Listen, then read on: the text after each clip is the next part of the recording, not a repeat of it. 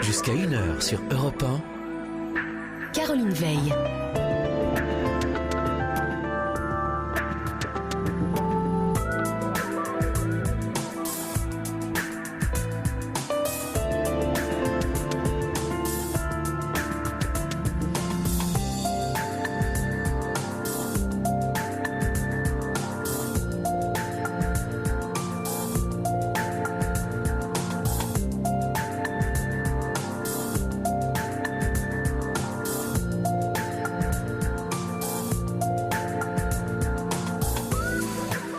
Bonsoir à tous, bienvenue sur Europe 1 et sur notre libre antenne.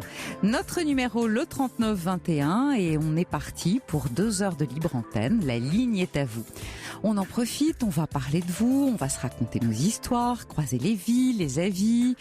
Alors c'est un long week-end, j'imagine qu'un certain nombre d'entre vous font le pont, donc on va prendre le temps de parler de vous, de ce qui vous arrive ou de ce qui ne se produit pas justement.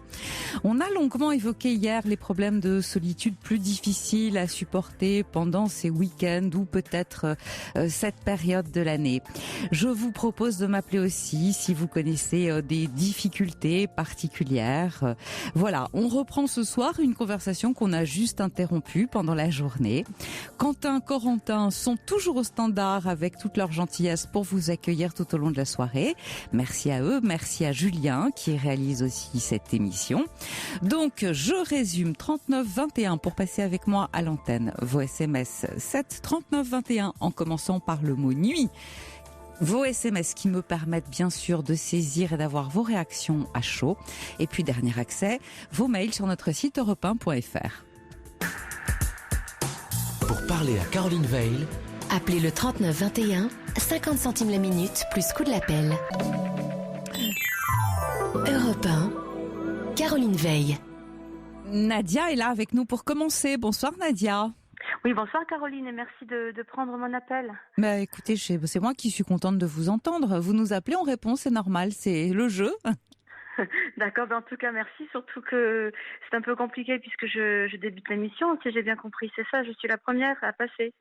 Oui, mais vous savez que vous soyez la première et tout ça, vous allez oublier, ne vous formalisez pas.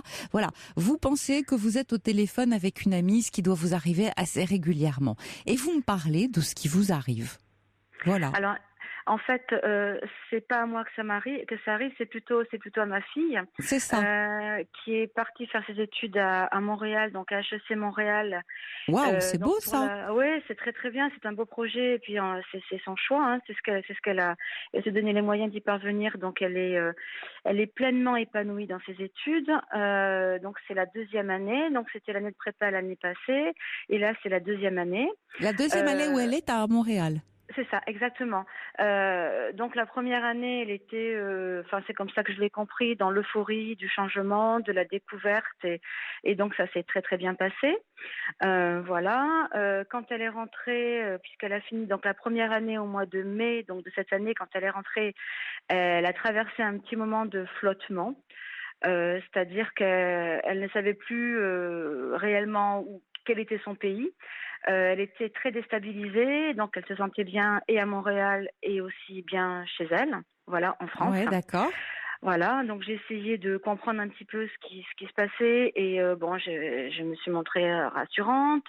On a beaucoup discuté, voilà, et elle a au cours de l'été donc trouvé une forme de stabilité, voilà. Ouais. Donc c'était devenu, ça allait. Et quand elle est repartie donc au mois d'août, là ça a été assez difficile, voire très difficile. Je l'ai eu régulièrement en Skype, en larmes. En larmes.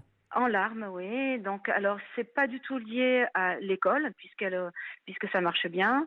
Ce que j'expliquais aussi à Corentin, c'est que ce n'est pas non plus lié à de la solitude, puisque c'était un petit peu le thème qui était évoqué hier dans l'émission. Oui, tout à fait. D'hier, oui, voilà.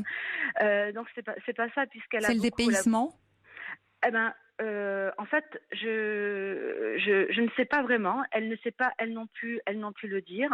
Ce qu'elle m'a dit et qui m'a pas mal interpellée, elle m'a dit quand je suis à Montréal, je ne suis plus moi-même, je me manque. Je me manque. je me manque, voilà. Et donc je pense qu'elle a essayé de résumer un ressenti, un ressenti. Alors elle a des moments où ça va bien, voilà, et des moments où elle flanche, Ouais, elle a le voilà. blues du pays. Oui, mais j'ai le sentiment que ça dépasse un petit peu ça. Voilà, puisqu'en fait, elle a la chance de pouvoir revenir là, elle est en France, voilà, pour les vacances de la Toussaint. Donc elle revient très régulièrement. Comment ça se passe quand elle revient là, par exemple, tout de suite? Qu'est-ce qu'elle vous a dit? Quand elle est revenue, déjà pour commencer, elle ne voulait pas rentrer aux vacances de la Toussaint, puisqu'elle s'était fait, forte de résister donc à l'appel de la France et donc de la famille. Et elle m'avait dit donc je ne rentrerai pas. Voilà. Bon, moi je respecte. Hein, je veux dire, j'essaie de montrer de lui laisser toute l'autonomie dont elle a besoin. Voilà. Bah, vous êtes une très gentille maman. Bah écoutez, je pense que le rôle d'une maman, c'est d'amener ses enfants à l'autonomie. Donc c'est ce que j'essaie de faire, même si on est toutes les deux extrêmement proches, hein, très très. Je pense que je peux dire. Alors je sais pas si le terme, c'est le terme qui va le mieux, mais enfin c'est celui qui me vient à l'esprit, c'est fusionnel. Hein, Oui, bien sûr. On est extrêmement proches puisqu'elle me raconte tout de sa vie. Hein. Je pense qu'il y a peu de choses que j'ignore, voilà. Et en même temps, j'essaie de conserver avec elle, j'essaie de l'accompagner vers l'autonomie. Voilà. Donc moi, je lui ai expliqué que pour ce qui était de rentrer donc à la Toussaint, elle faisait comme elle voulait et qu'elle faisait ce qu'elle avait envie elle de faire, ce qui lui faisait plaisir. Donc je dis voilà, si tu veux rentrer, tu rentres. Voilà. Et maintenant, si tu estimes que tu as autre chose à faire ou que tu as trop de travail et que il est préférable que tu restes à Montréal, eh bien tu restes à Montréal. Et donc, peu de temps avant de rentrer, elle m'a dit qu'en fait, elle allait rentrer, voilà. Et elle est très contente d'être là. Elle est très heureuse d'être là. Par contre, dès qu'elle est arrivée, elle me l'a dit en toute honnêteté, elle a commencé à se dire oui, mais là, je vais repartir. Voilà. Ouais. Et là, le stress est venu, voilà. Alors, je pense qu'effectivement, elle a le mal du pays. Alors, c'est curieux parce que malgré tout, Montréal, c'est francophone. On parle français. Ouais. Pas exactement le même français, non, avec un accent. Mais ouais. En plus, ils sont très, très gentils, les Canadiens. Alors ça, c'est ce qu'on voit. Enfin, ça, c'est la vision un petit peu, un petit peu idyllique. Après, il y a toute une culture derrière. Alors, je suis pas en train de dire que c'est mieux ou moins bien que la France, juste que c'est différent, oui. et que c'est pas aussi simple au niveau bien culturel. Sûr que ça n'est pas exactement la même culture, mais ce qui n'a rien à voir avec la culture, c'est la gentillesse. Oui, mais bien sûr, ils sont complètement tournés vers... C'est la gentillesse de ces gens, la générosité, ouais. L'accueil, la convivialité. Effectivement, c'est pas la même culture, c'est-à-dire que il s'agit d'un vrai dépaysement, sans compter le climat. Ah oui, le climat, c'est c'est une épreuve. Hein. Voilà, ah oui. Le climat, malgré tout, c'est moins 40 dans peu de temps. Donc, oui. Ça veut dire vivre en souterrain dans les galeries pendant plusieurs mois. Peut-être aussi que c'est ça qui lui réussit pas, et donc, si vous voulez, un défaut de lumière aussi qui peut rendre un peu déprimé. Moi, je crois que votre fille a le mal du pays, ou alors peut-être qu'elle ne vous dit pas tout. Alors, une petite question, Nadia. Où vit-elle ? Est-ce qu'elle est sur le campus ? En fait, il y a pas de campus, donc les étudiants à HEC se logent eux-mêmes. Donc elle a un appartement à proximité de l'école, qu'elle partage avec une colocataire avec qui elle s'entend très très bien. Voilà. Vous la connaissez ? Oui, je la connais. Oui, elle est venue à la maison pendant l'été. Je la connais. Oui, elle est sympa. Alors, elle est très différente de ma fille. Ma fille est très extravertie, très très chaleureuse, très sociable. Bon, sa colocataire est beaucoup plus sur la réserve.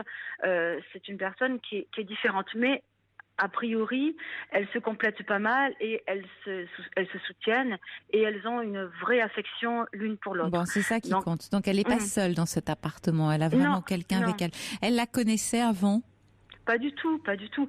C'est un concours de circonstances qui a fait qu'elles se sont rencontrées. Pour une colocation. Oui, pour une colocation. Et en fait, le feeling est passé tout de suite. Et puis bon, on a tenté. C'est comme ça que ça fonctionne. Bien sûr, c'est comme ça qu'ils font. Oui, tout à fait. Et ça a été validé très très rapidement. Voilà. Donc il y a quelquefois, c'est comme dans un couple. Il y a quelquefois des écarts de point de vue, mais bon, qui sont bien vite réglés parce qu'elles ont un intérêt commun. C'est de s'entendre. Mais bon, alors donc de ce point de vue-là, quand je parle avec ma fille de tout ça, elle me dit en fait, ce que je fais me plaît beaucoup. J'ai un réseau d'amis qui est vraiment super. Ce que je fais, les études que je fais me conviennent parfaitement. Je m'éclate, mais il y a des moments où elle a le blues. Alors, je me pose aussi une autre question. Est-ce qu'il n'y a pas un petit copain là-dessous? Alors un petit copain, non, pas réellement, non, pas réellement. Est-ce qu'elle a laissé quelqu'un en France? Et elle ne vous le dirait pas? Vraiment. Non, ça, elle me l'aurait dit. Non, mais je fais pas de lien. C'est comment dire. Chaque fois, le scénario est toujours le même, c'est-à-dire que peu de temps avant qu'elle rentre, elle m'a appelé. Il était avec le décalage. Il était un peu plus de minuit en heure française, et elle m'a appelé. Elle était en panique complète. Donc, elle était en train de réviser pour les examens qu'elle avait avant de rentrer, et donc alors qu'elle était en train d'assimiler tout un cours. Donc elle est arrivée au bout. Elle a eu un moment de panique complète. Elle a tout lâché et puis elle s'est mise à pleurer. Elle m'a téléphoné en me disant je vais jamais y arriver, ça va pas, je m'en sors pas, je suis pas au niveau, je suis nulle. Alors bon, je veux dire, c'est pas le cas. C'est pas le cas. Il y a aucun souci de niveau. Bon voilà. Et donc elle est partie. Voilà. Bon. Et alors moi j'ai essayé, je me suis montrée, je me suis montrée extrêmement rationnelle, c'est-à-dire que je lui montrais tout ce qui marchait bien, tout ce qu'elle avait. Je l'ai beaucoup écoutée et elle s'est calmée, voilà. Mais je sais qu'elle est calmée ponctuellement. Ouais. Et moi, ce que j'aimerais, c'est qu'elle est... Pardon. Écoutez, moi, ce que je remarque, c'est que vous dites que c'est pendant les examens, alors qu'elle est elle va avoir les examens dans quelques jours, et à ce moment-là, elle est en panique, elle vous appelle. Je me demande, et vous allez pouvoir peut-être me le dire, est-ce que finalement, il ne se passerait pas exactement la même chose en France, c'est-à-dire que quand elle passe un examen, elle perd au moment de le passer, elle a la trouille, comme bien bon nombre d'étudiants, elle a l'impression qu'elle sait plus rien, qu'elle va tout rater, que c'est pas la peine qu'elle y aille, que elle ne sait rien. Mais elle aurait ça de la même manière en France, c'est-à-dire la panique juste avant les examens, alors qu'elle a travaillé. Mais vous seriez là, alors que vous ne l'êtes pas, vous seriez là à ses côtés pour lui dire, mais si, tu sais, là, le fait que d'un seul coup, vous ne soyez pas là, ça rend votre absence, si vous voulez, plus intense. Elle se dit, non seulement je ne sais pas, non seulement j'ai la trouille, mais en plus, je suis toute seule, maman n'est pas là. Ouais, alors j'ai effectivement pensé à ça. Il n'empêche que hors période d'examen, il y a des moments où je l'ai eu au téléphone et effectivement c'était un peu pareil. C'était un peu une espèce de tristesse. Voilà, par exemple, elle m'a dit que quand elle est arrivée à Montréal là, au mois d'août, elle me dit le lendemain, elle me dit je me suis retrouvée, elle me dit j'avais de beaux ongles, mes ongles sont devenus tout cassants, mes cheveux se sont abîmés. Voilà. Elle me dit j'ai arrêté de prendre soin de moi. Oui, parce que et c'est une autre culture, c'est pas elles sont coquettes, les Canadiennes, c'est pas le propos, mais c'est pas la French touch. Voilà. Oui, mais c'est vrai, mais bon, elle est par ailleurs assez coquette. Elle prend vraiment soin d'elle. Elle est maquillée tous les jours. C'est vraiment une fille très très coquette. Et là, on est allé faire un peu les boutiques quand elle est rentrée. Et je l'ai vue. Elle était tellement heureuse de faire les boutiques. Elle me dit, tu vois, quand je suis là-bas, j'ai envie de rien. Ça m'intéresse pas de faire ça. Oui, parce que Montréal, c'est pas tellement une ville qui se prête à ça. Montréal, vous avez raison. Culturellement, c'est différent de la France. On s'habille autrement. Vous imaginez, quand il fait moins 40, il s'agit plus tellement d'être coquet. Il s'agit surtout de ne pas avoir froid, de se protéger. Bien sûr.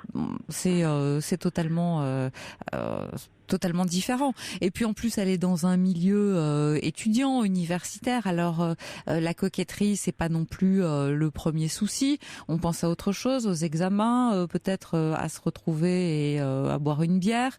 Et effectivement, elle doit peut-être être déstabilisée si elle est un peu coquette, si elle fait un peu attention à elle. Disons que c'est peut-être un peu moins. Mais toutes les ambiances étudiantes ne sont pas trop sophistiquées, quoi. Voilà. Alors ça, c'est un élément parmi tant d'autres. Hein. C'est pour ça, je pense qu'elle m'a dit, en fait, je me manque, je ne suis pas la même là-bas que ici en France. Je suis. Parce qu'elle n'a que 19 ans. Hein. Il faut bien se rendre compte que 19 ans, c'est seulement sur la carte d'identité. Elle est partie, elle a laissé sa famille, elle a laissé son pays. Effectivement, elle est ailleurs. Alors bon, youpi, on parle français, ce qui déjà est moins déstabilisant. Mais elle se trouve dans un pays étranger et dans un pays étranger loin. En fait, moi, la question que je me posais, c'était surtout de savoir. Bon, alors en plus, elle a pas mal de difficultés aussi. Donc, il y a une charge de travail qui est importante, donc qu'elle gère, mais du coup, elle gère plus trop tout ce qui est les courses, enfin se préparer les repas, etc. Voilà. Donc là, elle n'a pas le cadre qu'elle a à la maison. Hein. Même si moi, je travaille aussi, j'ai pas toujours été présente et je fais un métier qui fait que j'étais pas mal absente. Vous pourriez aller la voir un petit peu ? Alors oui mais non. Alors je pourrais, oui, ce serait tout à fait possible parce que j'ai un métier qui fait que je me déplace, donc les billets d'avion ne me coûtent pas très cher, voilà. Donc je pourrais y aller, sauf que elle a tellement de travail que si j'arrive là-bas, j'arrive un petit peu comme un chien dans un jeu de quilles. Donc c'est je mets un peu le bazar si j'arrive là-bas. Oui, mais pendant un week-end, vous voyez, il y a peut-être aussi des jours fériés ou des choses comme ça pour 4 jours. Ouais, mais en même temps, comme elle rentre quand même, là, elle va rentrer après à Noël, donc elle va être partie 1 mois et demi. Donc bon, voilà. Donc, oui, elle est gâtée. Elle est gâtée de ce point de vue-là. Elle a de la chance. Alors c'est aussi ce que je mets. Enfin, elle est gâtée. Elle mérite. Hein. Je dis pas qu'elle mérite pas. On s'entend bien là-dessus. Mais disons que c'est quand on peut rentrer, qu'on a les moyens, plus Skype, etc. Moi, je pense que votre grande fille n'est pas si grande que ça, et que dans les moments où elle doute d'elle, c'est-à-dire quand elle passe ses examens d'un seul coup, quand elle sait pas comment elle doit s'organiser pour se faire à manger, pour s'occuper de son linge, de ses affaires, faire les courses, etc. D'un seul coup, sa mère, sa famille, toute la France lui manque. Vous voyez ce que je veux dire ? Elle est encore, je pense, dans un problème d'organisation. Et c'est surtout au moment des examens. Là, donc, elle voulait pas rentrer, elle veut lutter, elle veut être grande en même temps, elle veut être petite, elle veut voir maman. On en est là, hein. Elle veut voir maman. À un moment donné, je vous écoutais, je me suis dit, bon, mon Dieu, est-ce qu'elle a pas laissé un petit copain en France ? Mais visiblement pas, parce que sinon, vous dites qu'elle vous l'aurait dit. Peut-être aussi que les amis qu'elle s'est fait là-bas sont des amis qui sont des amis canadiens, mais avec lesquels forcément elle a moins d'intimité que ce qu'elle a peut-être laissé en France. Donc si vous voulez, elle a le blues du pays, hein, votre petite. Elle a le blues du pays. La question que je me posais, c'était de savoir... elle rentre ou pas? Non, c'était surtout une question de... puisqu'effectivement, le paysage que vous me proposez, j'ai une approche similaire à la vôtre. Hein, et je me disais, comment est-ce que je pourrais l'aider à avoir la maturité... affective, puisque je pense qu'il s'agit de ça, hein, suffisante pour pour vivre tout ça pleinement, parce que c'est ce qu'elle me dit. Elle me dit, j'y arrive pas, tu comprends, j'ai absolument tout ce qu'il me faut, je suis gâtée, je fais l'école que je voulais faire. Oui, elle est lucide, elle est mignonne en plus. Oui, c'est ça. Elle a vraiment les pieds sur terre. Elle me dit, et pourtant, j'arrive pas à profiter de tout ça. Comment est-ce que je peux faire? Et là, j'avoue que, moi, à part mon discours très rationnel, je vois pas comment faire autrement. Je vois pas comment me montrer. Écoutez, c'est très simple, Nadia. Vous savez, on ne peut pas éviter toutes les difficultés à ses enfants. Elle a choisi de partir, et je vais peut-être vous faire de la peine. C'est peut-être pas ce que vous avez envie d'entendre. Il faut qu'elle le fasse, elle. Vous ne pouvez pas le faire à sa place. Vous ne pouvez pas atténuer cette difficulté-là. Et je vais vous dire, vous avez déjà fait beaucoup pour elle. C'est-à-dire que, malgré tout, on peut dire ce qu'on veut. Ces études, elles ont un coût. Moi, je veux bien. Vous voyez Alors, elle est lucide, elle dit qu'elle est gâtée, etc. Mais vous pouvez lui dire, voilà, tu penses bien, tu penses juste. Oui, tu as raison, tu as de la chance. Ce sont d'excellentes conditions, ce sont des études formidables que tu t'es donné toi la chance de faire et que tu vas mener jusqu'au bout. Mais tu sais quoi ? Si tu en es capable, tu es aussi capable d'affronter tout le reste. Moi, je te fais confiance. C'est un mauvais moment à passer, mais tu dois le passer et pour ça, tu comptes sur toi et sur toi seul. Parce qu'il y a que toi qui puisse pour toi. Et c'est vrai. Oui, un discours, si vous voulez, un tout petit peu, j'ai envie de dire, plus dynamique, c'est-à-dire, il s'agit pas de dire je ne comprends pas, etc. Mais quelquefois, ça va vous sembler peut-être un peu dur, mais quand on est trop dans l'empathie et que on prend la main, si vous vous mettez à pleurer avec elle, je vous le dis honnêtement, c'est foutu. Ah non, mais c'est pas ce que je fais. En fait, je suis vraiment dans l'écoute et j'essaie vraiment de la tirer vers le haut et de lui montrer, de lui expliquer que par exemple, si elle avait été sur Paris, hein, eh bien, elle aurait été dans certaines, elle aurait été dans certaines facs. Je vous assure, il y en a certaines à Paris. C'est les campus américains ou canadiens, ils sont nettement plus beaux, hein, parce que ce sont pas les facs françaises. Mais bien sûr, son frère est en fac en France. Donc elle sait bien de quoi il s'agit. Donc voilà, en fait, c'est comment faire quand effectivement elle lui lâcher la main. C'est ce que je suis en train de vous dire. Lui lâcher la main. Mais quand elle a cette bouffée d'angoisse, parce que je le sens elle qui arrive, qu'est-ce que je peux dire? Parce que je suis pas, je pleure pas avec elle du tout, hein. C'est pas du tout. C'est pas du tout ma posture, absolument pas. J'essaie juste de me montrer rassurante, bienveillante et présente, voilà. Bon. Alors, ce que vous pouvez lui dire, c'est à partir de maintenant, si tu veux, on s'appelle tous les jours. Si on doit se parler en Skype, si on doit se parler 2 fois par jour, on se parlera 2 fois par jour.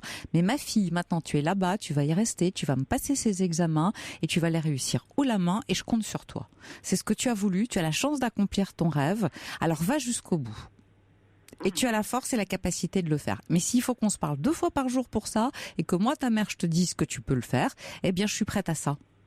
Mais il faut lui lâcher la main. Alors, dans les moments d'angoisse, c'est tu peux le faire. L'angoisse, vous savez, c'est irrationnel. Donc vous pouvez essayer par tous les moyens rationnels, à part lui dire « je comprends, c'est normal que tu passes par là, c'est le blues du pays, tu t'assois, tu respires, d'abord tu respires, tu prends le temps et ça va passer ». Je reçois des petits SMS, dont un qui dit « le papa de cette jeune fille est-il présent ?» Bien sûr, il est là, bien sûr qu'il est là. Alors c'est vrai que elle communique très librement avec son père, hein. Bon voilà, avec moi, je pense que son père, il a peut-être, Non, il a moins les mots, quoi. Il a des mots d'homme, il a des mots de papa. Mais je veux dire, c'est pas plus mal. C'est pas plus mal parce que là, bien sûr qu'il ne s'agit pas de la rejeter, mais à un moment donné, on peut pas être trop dans l'empathie. Tu sais quoi, c'est ta décision, c'est toi qui l'as prise. Alors tu vas y aller. Tu vas y aller. Je sais que c'est un moment difficile. Je comprends. On savait que ce serait pas tout rose, mais si tu as pris cette décision, c'est parce que tu savais que tu étais capable. Et donc tu es capable. Ce qui est le cas. Vous ne doutez pas. Voilà, il faut que vous preniez la posture. Moi, j'ai pas de doute. Concernant ses compétences. Non, mais je suis sûre que vous n'avez pas de doute. Ce que je vous propose, c'est de lui montrer, d'adopter la posture. Je n'ai pas de doute. C'est-à-dire que ce soit visible.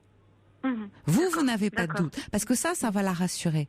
D'accord. Bien sûr que je suis sûre que vous n'avez pas de doute, mais encore faut-il qu'elle le sache et qu'elle en soit complètement convaincue. Vous voyez ? Mais je crois. Enfin, oui. Alors, je vais pas dire que je suis sûre. Je pense qu'elle. Et vous pouvez lui dire, je te connais. Je ne t'idéalise pas parce que tu es ma fille. Je suis juste en train de parler à une jeune fille qui est capable de le faire. Ouais. C'est son entrée dans la vie, mais vous savez, on gomme pas toutes les difficultés. À un moment donné, ça passe par elle. On peut pas tout aplanir pour son enfant, Nadia. Non, c'est vrai. Alors c'est vrai que vous-même, vous en avez connu des difficultés. Ah non, on va pas en parler. Non, mais si. Justement, de temps en temps, parlez-lui de vos moments de doute à vous. En disant, tu sais, je me suis accrochée à un moment donné, c'était dur pour moi, je peux te dire que j'en ai vu des vertes et des pas mûres, peut-être que je me suis bouffé des couleuvres, mais j'ai serré les dents et c'est passé. C'est ça. dont il s'agit. Il faut qu'elle serre un peu les dents. Ouais, mais elle le sait. Alors c'est vrai que effectivement, mais vous êtes très juste quand vous dites qu'elle est grande et petite à la fois. Oui, Bien sûr. Elle vient grande juste de quitter. Ouais. Elle a fait plein d'efforts pour réussir ses examens, pour réussir son concours. Voilà. Donc elle s'est complètement focalisée là-dessus. Elle a juste oublié qu'elle allait partir. Et maintenant, elle est là-bas. Bon, maintenant, eh bien, elle va en faire quelque chose. Alors, surtout, je comprends que tu aies peur. C'est normal. Je comprends que tu aies peur et je me mets à ta place. J'aurais peur aussi. Mais tu sais quoi? Je ne t'aurais pas laissé partir là-bas si tu n'en étais pas capable. Ouais. Ah ouais. Alors, ce que je souhaite aussi, c'est aussi son souhait, hein, c'est que qu'elle trouve un rythme qui soit, qu'elle arrête de faire l'ascenseur émotionnel, voilà, qu'un coup ça va. Alors, oui, mais il va falloir qu'elle apprenne. Est comme ça aussi. Il va falloir qu'elle apprenne aussi. C'est pas, vous savez, les études, ça sert pas seulement à apprendre, mais ça sert à apprendre la vie. Et ça en fait partie. Écoutez, Nadia. Essayez ça et puis éventuellement rappelez-nous, puis elle peut nous appeler. D'accord. Hein, okay, pourquoi pas? Elle peut nous appeler aussi et comme ça, on peut voir ça ensemble. D'accord, très bien, je lui dirai. D'accord, très bien. Merci en tout cas de votre confiance. Merci Caroline, merci. Bonne émission. Au revoir. À bientôt, au revoir. Au revoir. Toutes vos confidences à Caroline Veil au 39 21. 50 centimes la minute plus coût de l'appel. Europe 1. Caroline Veil. Et tout de suite, nous allons prendre Patrick. Bonsoir Patrick. Bonsoir Caroline. Alors vous nous appelez pour une très bonne nouvelle. C'est-à-dire, je lis, j'entends la personne qui est en train de parler à l'antenne et je serais heureux de lui dire que je suis également un ado. Voilà, exactement. Vous faites référence à la conversation que nous avions hier. Hier, voilà, c'était tout à fait ça. Donc, il est vrai que je ne me vois pas vieillir. J'ai 70 ans et je suis encore dans la fleur de l'âge, disons très dynamique, etc. Et ça me pose un problème parce que j'ai du mal à rencontrer quelqu'un de mon âge. Parce que malheureusement, moi j'ai besoin d'activité et parfois je ne trouve pas. Et c'est très compliqué pour moi. Attendez. Hier, on a quand même eu plusieurs auditrices qui nous disaient que c'était très difficile de rencontrer des hommes de 60, 70 ans qui soient actifs, dynamiques, avec envie de faire plein de choses. Et vous, aujourd'hui, vous me dites que c'est très compliqué de faire des rencontres ? Oui, mais bien sûr. Pourtant, à une époque, ça ne me posait pas de problème. Mais alors, qu'est-ce qui vous pose un problème là aujourd'hui ? Dans quelle mesure ça vous pose un problème ? Le problème, c'est que disons que j'ai besoin d'une rencontre avec, ça va être compliqué d'expliquer mon problème. Non, on va prendre le temps. Disons que voilà, j'ai besoin d'avoir quelqu'un de plus jeune que moi à côté de moi, à ma présence. Plus jeune que vous, c'est-à-dire ? Oui, voilà. C'est facile à dire, hein. Un homme en général, on dit toujours oui, c'est normal, de toute façon les hommes préfèrent les femmes plus jeunes, mais ça n'a rien à voir. J'ai eu quelques rencontres là avec des femmes de mon âge et ça ne fonctionne pas, même pour elles, hein, de toute façon je suis est-ce que vous pouvez nous dire ce qui ne fonctionne pas ? Est-ce que vous pourriez être un tout petit peu plus précis ? Est-ce que ça se place, par exemple, je vous pose la question directement, dans les relations au niveau des relations intimes ? C'est à ça que vous pensez ? Non, pas du tout. Non. Ça c'est pas. Non. Je ne base pas ma rencontre que sur ce problème-là. Non, ça n'a rien à voir. Moi, c'est que j'ai beaucoup d'activités. Je suis assez. Qu'est-ce que vous faites ? Disons que je m'occupe d'associations et je suis très pris. Donc automatiquement. Les femmes qui ont besoin d'avoir un homme à la maison, c'est un petit peu compliqué pour elles, quoi. Mais c'est pas forcément ce qu'elles demandent. Je ne sais pas. Moi, si vous voulez, Caroline, mon problème... Attendez, vous voyez les femmes de 70 ans, j'ai l'impression, les femmes de votre âge, entre 60 et 70 ans, vous les voyez comme quoi exactement ? Quelle image avez-vous d'elles ? Je vais être méchant de dire ce que je vais dire, mais c'est comme ça que je vois les choses. Parfois, quand je regarde des femmes qui arrivent et qui ont passé 70 ans, j'ai l'impression de voir ma mère. Ah. Alors, c'est-à-dire que peut-être que vous avez rencontré des femmes de 70 ans qui vous faisaient penser à votre mère. Et il y en a. Oui. Je suis dans une association de personnes âgées en plus. Ben voilà. Donc effectivement, mais vous savez, c'est comme ça. Il y a des gens qui sont très très vieux à 30 ans et qui pourraient déjà donner l'impression d'en avoir 80. Et puis il y en a d'autres à 70 ans, vous vous retournez sur leur passage et vous vous demandez, vous savez pas d'ailleurs leur donner d'âge parce que ce sont des personnes qui dégagent et il n'y a pas d'âge. Moi, je pars du principe que l'âge, c'est pas. Je suis pas du tout en train de vous dire c'est dans la tête. Je pense que peut-être que certaines personnes se sentent très jeunes et font un peu plus âgées, mais je ne crois pas que on puisse généraliser. Oui, je suis d'accord avec vous, Caroline. Le problème, c'est que j'ai fait quelques rencontres et les rencontres n'ont pas fonctionné parce que je suis justement trop actif pour ces personnes. Alors peut-être que vous êtes effectivement tombé sur des personnes qui étaient de cet âge-là et qui n'ont pas supporté votre trop grande activité. Mais vous avez aussi des femmes, on va dire de la soixantaine, qui seront très contentes de ne pas vous avoir sur le dos toute la journée aussi, si vous voyez ce que je veux dire.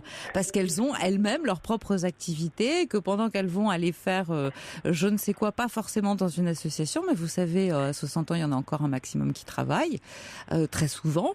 Oui. 60 ans, disons que 60 ans, ça ne me dérange pas. Je vois des personnes de 60 ans. Je me sens bien avec ces personnes-là, même s'il n'y a pas de rapport, sentimental. Mais moi, mon problème, justement, je suis très fleur bleue, très sentimental, je suis un romantique, tout à fait ce que on a toujours essayé de me faire comprendre le contraire quand j'étais jeune, quoi. Un homme, tu dois être un homme, etc. Et moi, je suis très, très, très fleur bleue. Et ça me pose beaucoup de problèmes. Ne changez pas surtout, parce que ça plaît, hein. Oui, je ne sais pas. Bon, j'ai un petit souci aussi, mais bon, je ne mets pas du tout ça sur le compte de mon manque de rencontres. Mais j'ai un métissage qui peut également parfois gêner. Donc. Je vois pas où se situe le problème, très sincèrement, Patrick. Actuellement, disons que le problème, c'est que quand il y a la rencontre d'une personne, que je ne connais pas, la personne a toujours une légère réticence. Elle ne sait pas de quelle religion j'ai, quels sont comment je réagis dans la vie, etc.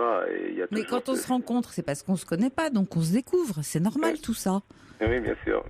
Mais je ne sais pas. Là, c'est Waterloo actuellement, Caroline. Et franchement, je ne sais pas. Je ne comprends pas pourquoi ça m'arrive comme ça, quoi. Je ne suis pas. Attendez, Waterloo, vous me parlez de quoi là? C'est-à-dire que c'est le No Man's Land. Au niveau d'une rencontre sérieuse, c'est une rencontre sérieuse pour faire le reste du chemin que j'ai à vivre, quoi. Mais oui, alors. De quand date votre dernière rencontre? Alors ma dernière rencontre, elle date d'1 an. Comment vous étiez-vous rencontrés? Par Internet? Oui, par Internet. Ouais. Et dans la vie, puisque vous êtes au sein d'associations, est-ce que vous n'avez jamais rencontré personne? J'ai rencontré une personne après mon divorce. J'ai rencontré une personne. Ça a fonctionné pendant plusieurs années, mais ça a toujours été compliqué. Et pourtant, là, c'était une personne plus jeune que moi. Mais c'était très compliqué parce que n'arrivait pas à éradiquer son enfance. Donc, je vous explique pas tous les problèmes que cela lui posait. C'est difficile d'éradiquer son enfant, comme vous dites. Oui, non, mais je veux dire, mais je comprends très bien, mais disons que c'est une personne qui n'avançait pas dans la mesure où elle était toujours dans son passé, quoi. D'accord. Un père qui ne l'a pas accepté et voilà. Vous recherchez à tout prix le père à travers l'homme, quoi. Écoutez, Patrick, moi, tout ce que je peux vous dire, c'est que vous avez raison, vous avez 70 ans, vous êtes jeune et vous avez raison de vouloir rencontrer une femme avec laquelle poursuivre votre vie. Donc la dernière relation, celle que vous avez qui s'est arrêtée il y a 1 an, pourquoi s'est-elle arrêtée? C'était quelqu'un, vous m'avez dit, avec qui ça ne correspondait pas. Maintenant, vous allez forcément rencontrer quelqu'un avec qui ça va matcher. Il n'y a pas de raison. Ah, j'espère, mais... Il n'y a pas de raison. Qui que ce soit.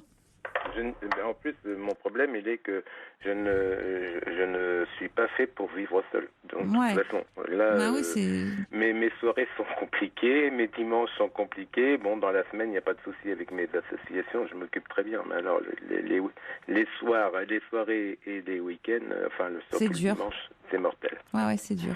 Ouais. Mais bon, je veux pas non plus, disons. Alors, qu'est-ce que vous faites? Vous habitez une ville? Vous habitez j'habite une ville, une grande ville. Je suis en plein centre-ville. Vous avez des amis? J'ai des relations par le fait des associations. Oui, j'ai des, mais ça reste au niveau de l'association. Seulement l'association. Vous n'avez pas essayé autre chose. Est-ce que vous ne pourriez pas, je sais pas moi, faire partie, non pas d'association, mais de clubs où vous pourriez pratiquer. Je suis également dans un club, Caroline. De quoi? Disons où il y a plusieurs activités. Il y en a qui vont me reconnaître, bon, c'est pas grave.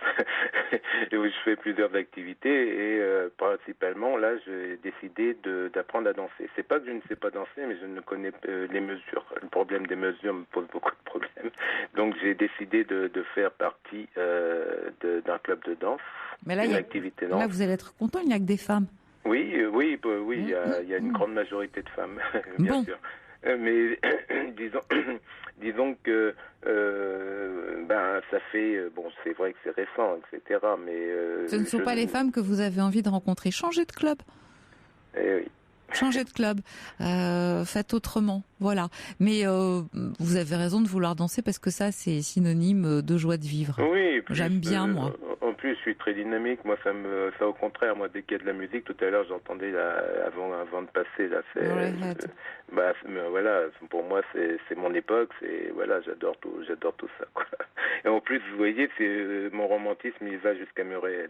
Ouais, vous allez de temps en temps au concert? J'en fais, oui, j'y vais de temps en temps. Le dernier que j'ai fait, c'est Michel Polnareff. Ouais. Oui. C'était bien. Ah, c'était formidable, de toute façon. Il est formidable. Vous avez entendu parler de OVS?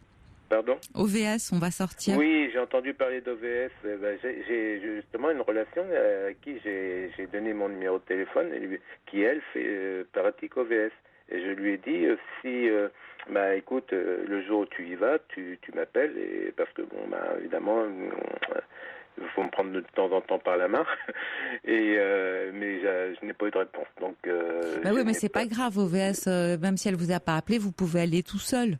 Oui. C'est le but d'ailleurs, c'est que généralement, ce sont des personnes qui sont toutes seules et qui ne veulent plus faire des activités chacun de son côté. Donc on se réunit pour les faire ensemble. D'accord. On joue, on peut jouer au loup, on peut sortir, on peut essayer des nouveaux restaurants, des nouveaux bars, voilà. On peut essayer plein de choses.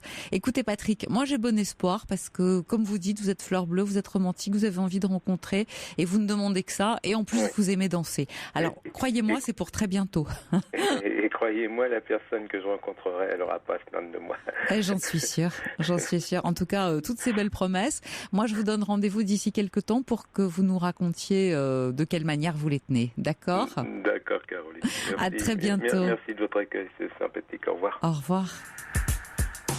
Pour parler à Caroline Veil, appelez le 39 21, 50 centimes la minute, plus coût de l'appel. Vivre ou ne pas vivre, vivre son rêve même à tout prix, me tout donner le jour et la nuit, s'abandonner à l'infini. Marc Lavoine, vivre ou ne pas vivre. Europe 1, Caroline Veil. Bon, eh bien c'est Nicole maintenant qui est avec nous. Bonsoir Nicole. Bonsoir Caroline, merci de m'accueillir sur l'antenne. Merci à vous de votre confiance et de nous appeler. Je crois que vous avez un problème bien particulier avec votre petit garçon de 8 ans. Alors je vais vous laisser nous le raconter.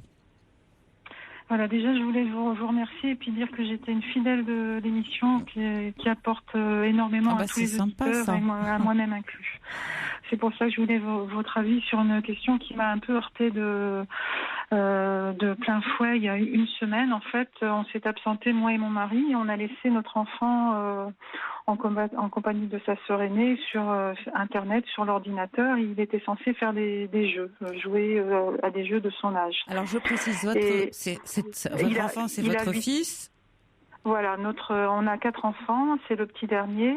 Les autres sont beaucoup plus âgés. On a 20 ans, 18 et 15 ans, et notre dernier qui a 8 ans, qui est en CE2. D'accord. Voilà. CE2, je note. CE2, oui. Ouais, ok, d'accord. Donc c'est un petit garçon qui va bien, qui est en pleine forme. Et donc 3 jours après, en naviguant moi sur mon portable, en faisant un moteur de recherche, je me suis aperçue qu'il y avait des questions, et mon téléphone est relié à l'ordinateur de la maison. Oui. Et je suis tombée sur des questions posées sur le moteur de recherche avec des énormes fautes d'orthographe et qui étaient reliées à des questions touchant à la sexualité. Et donc je me suis aperçue en fait que notre fils avait, en notre absence, ce fameux jour où on s'est absenté, avait fait des recherches sur Internet, se posant des questions de son âge, mais qui étaient assez crues. Des questions de son âge. Disons que ça touchait à la sexualité, mais avec des choses très enfantines comme record du zizi le plus gros. Normal, il y avait quoi. des questions assez enfantines, on va dire, d'autres qui étaient un peu plus osées. Et en fait, j'ai repris après l'historique de l'ordinateur. Je me suis aperçue qu'il avait surfé pendant 45 minutes. Donc quand même, c'était pas le hasard. Avec sa sœur ? Non. Sa sœur était dans sa chambre et lui était au salon. Donc, il était tout seul. Il n'y avait personne à côté de lui. Il est le seul à avoir joué, en fait. Oui. Alors, vous allez, je me sens énormément, tout ça me remue là depuis ces derniers jours parce que je me sens à la fois très coupable. C'est vrai que. Non, mais je sais, vous vous dites pourquoi est-ce que j'ai pas verrouillé. Écoutez, je vais vous résoudre le problème. Voilà, c'est fait. Donc, tant pis. Tant pis, c'est fait. Et à la fois, à 8 ans, j'étais assez envie de me douter qu'il pouvait se poser ce genre de questions à son âge. Mais pour moi, il était dans Club Pingouin, dans des petits... Oui, c'est notre petit dernier. Mais c'est le dernier, donc. Mais si, parce que ça veut dire que il en a 3 autres avant lui, qui doivent avoir des flirts, certains peut-être des petits copains ou des petites copines, et que lui, il voit tout ça, et que forcément, il se pose des questions. Il s'en pose et il essaye de les résoudre. Et puis, il va à l'école. Oui, je pense que ça vient de l'école. Il est dans une nouvelle école. On a habité à la campagne, on a déménagé en ville. Donc, il a peut-être aussi des copains, des copines un peu plus... voilà, osés. C'est un environnement... Oui. Déluré. Sans doute, je pense. Ça vient peut-être de là. C'est vrai que ça a été assez violent de découvrir ça un petit peu. Moi, ça m'a un petit peu choquée. Je m'attendais pas à ce qu'il se pose ces questions. Le plus gros zizi, si ça c'est la question existentielle qui agite tous les petits garçons jusqu'à la fin de leur vie. on va le dire comme ça. Donc ça vient assez tôt. Quelles sont les autres questions auxquelles qu'il a pu chercher à résoudre? Il y avait voir le zizi d'une femme. Oui, normal aussi. Par rapport au zizi d'une femme. À quoi ça ressemble, il sait pas. Voilà, il y avait un item, je me souviens, c'était vidéo de femmes nues. Donc, alors lui me dit qu'il n'a pas été voir les films. Il est resté. Je l'ai interrogé le lendemain. Je m'en suis aperçue mardi soir. Il dormait et heureusement c'était le début des vacances, donc j'ai eu du temps pour en discuter avec lui le lendemain. Et il est resté assez à la fois évasif et gêné Bien sûr. Je sentais que je rentrais dans une zone un petit peu difficile. Donc je lui ai d'abord dit que j'allais pas le gronder, mais que j'avais découvert quelque chose et qu'il fallait qu'on en parle. Très bien. Que à la fois, il avait fait des recherches et je le savais, donc il fallait qu'on en discute parce qu'il a d'abord dit non, c'est pas moi. J'ai dit c'est un petit bonhomme. Voilà. Petit bonhomme. Oui, mais c'est très intime. C'est pour ça qu'il est un petit peu gêné. Je vais vous dire quelque chose, Nicole. Vous savez, les parents ne sont jamais les bonnes personnes avec qui parler de la sexualité. Je sais que je peux faire bondir quand je dis ça. On peut parler de sexualité en général, mais leur sexualité. Et là, le pauvre, il a été pris en flag. Il se pose des questions. Alors, il aurait pu vous les poser à vous. Mais pour les enfants, les parents sont des personnes non sexuées. Donc c'est d'autant plus compliqué pour lui de vous en parler à vous. Bien sûr, il a posé des questions, si vous voulez. Finalement, j'ai envie de vous dire, il n'y a pas mort d'homme. Je m'attendais, je retenais mon souffle. Je m'attendais à pire. Bon, qu'est-ce qu'il a voulu savoir ? Qui dans le monde peut-être avait le plus gros zizi. Voilà, il veut savoir si le sien va grandir encore, dans quelle proportion, etc. Tout ça est normal. Vous savez comment ça se passe à l'école, qui est-ce qui fait pipi le plus loin, montre-moi le tien, je te montre le mien, etc. Bon, maintenant, à quoi ressemble le sexe d'une fille ? Ce qui veut dire que, en tout cas, une chose est sûre, il doit pas souvent être avec sa sœur. Elle doit avoir un âge où, et heureusement d'ailleurs, elle a sa pudeur et où vous-même, vous ne vous promenez pas. Donc, se poser la question de savoir à quoi ça ressemble, il n'y a rien de plus normal à 8 ans. Il s'est quand même rendu compte, en tout cas, il sait qu'elle n'est pas comme lui, qu'une fille, c'est différent de lui. Bon, il voudrait savoir, il n'a pas eu l'occasion. Le problème, c'est que les images ont dû lui arriver telles qu'il ne les avait pas demandées. Lui, certainement, il a dû vouloir savoir à quoi ressemblait une petite fille, et ce qui s'est pris dans la figure, c'est une femme. C'est ça, moi ce qui m'a choqué le plus, c'est le contenu auquel il a pu avoir accès, autant les vidéos que les sites internet. Et je sais pas ce qu'il est allé voir en fait. Mais allez regarder ce qu'il a pu voir, c'est déjà le plus important. Des choses assez crues, des vidéos, il me dit qu'il les a pas ouvertes, qu'il les a pas vues. Mais en 45 minutes, il n'a pas forcément eu le temps. Le temps de faire les recherches, lancer la recherche, que l'image arrive, regarder toutes les vidéos, je pense pas qu'il ait eu le temps. Il a posé sa question, comme vous dites, c'était plein de fautes d'orthographe, donc il a cherché où aller regarder et tout ça. Il n'a pas forcément eu le temps de voir les vidéos. Je pense effectivement... C'est vrai qu'il a énormément navigué. En 45 minutes, il a vu un nombre assez impressionnant de sites. Dans l'historique, il y en a énormément. Ouais, donc moi je pense s'il en avait vu un longtemps, ça aurait pas été ça. Voilà. Moi je pense qu'il a pas vu grand-chose. Voilà, il a navigué, ça a dû lui arriver. Alors, je crois qu'il est surtout très gêné. Le sentiment que j'ai, c'est qu'il est surtout très gêné que vous ayez découvert ce qu'il est allé chercher à savoir. Voilà. Et ça, il faut lui dire que c'est normal et que c'est normal de se poser des questions, que vous le comprenez parfaitement. Oui, c'est ce que je lui ai dit. Ouais. Voilà, et que effectivement, c'est normal qu'il en parle avec ses petits copains à l'école. C'est normal aussi qu'il vous en ait pas parlé, mais que par contre, on peut pas aller comme ça sur l'ordinateur pour se renseigner sur tout et n'importe quoi. Et vous allez, voilà. On a mis le contrôle parental depuis. J'imagine. Alors Nicole, ce que je vais faire, c'est que je vous demande de rester en ligne avec nous. Surtout, vous ne raccrochez pas. D'accord. Et comme ça, je peux vous reprendre tout de suite après le journal. D'accord ? À tout de suite. Europe 1, il est minuit, le journal avec François Geffrier. Bonsoir François. Bonsoir Caroline, bonsoir à tous. François Hollande en a marre qu'on lui parle de ses confidences dans le livre sorti début octobre. Chacun doit être à sa tâche. Voilà sa réponse quand on lui parle de la colère de Manuel Valls sur ce sujet. Le président qui tente de laisser une trace dans l'histoire, il a rendu hommage ce matin aux centaines de tziganes internés pendant la Seconde Guerre mondiale avec la complicité de l'État français. On fera le point dans ce journal sur l'enquête à Échirolles, 24 heures après l'opération de police qui a tourné au drame avec la mort d'un homme de 51 ans. Les 5 policiers qui l'ont abattu ne sont plus en garde à vue. À la fin de ce journal, les résultats du foot et du rugby. On fera le point aussi sur la météo pour demain. Grand soleil et température très agréable.